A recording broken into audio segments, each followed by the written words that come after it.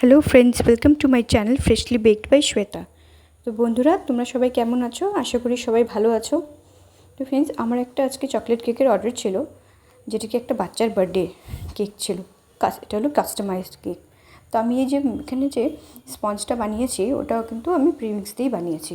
তো প্রিমিক্সটার মধ্যে আমি খালি কিন্তু জল ইউজ করেছি, কি আমি হলো অয়েল কিন্তু একদম ইউজ করি না।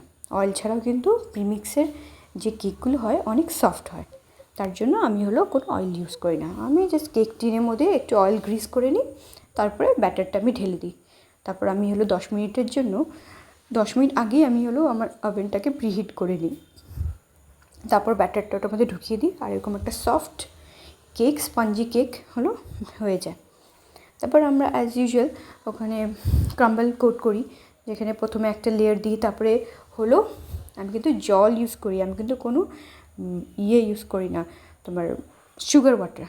আমি খালি সিম্পল ওয়াটার ইউজ করি, কেন কি চকলেট কেকটা এত মানে মিষ্টি হয়, তার জন্য মানে তোমার জল দিলে আরও এক্সট্রা সুগার মানে মিষ্টিটা বেশি বেড়ে যায়। ওর জন্য আমি কোনো সুগার ইউজ করি না, আমি খালি জল দিয়েই হলো তোমার ওটার মধ্যে কেকের স্পঞ্জের উপরে ইউজ করি। তো ওটাতেও কিন্তু অনেক টেস্টটা ব্যালেন্স থাকে। তারপর এই কেকটা হলো অ্যাকচুয়ালি ফ্রোজেন থিমের ছিল, তার জন্য আমি হলো ওটা হোয়াইট কালারের ক্রিম দিয়েই করেছি, আর তারপরে ব্লু কালারের দিয়ে ডিজাইনটা করে দিয়েছি, আর এই ফ্রোজেনের ট্যাগগুলো আমি লাগিয়ে দিয়েছি। তো কেকটা কিন্তু সিম্পলই ছিল, কিন্তু দেখতে কিন্তু সুন্দর হয়েছিল।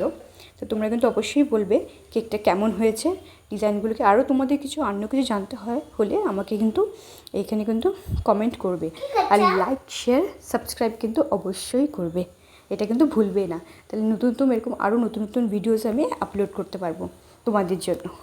তো ফ্রেন্ডস, এখন তাহলে রাখছি, আর কিন্তু কমেন্ট কিন্তু অবশ্যই করবে। Bye, thank you.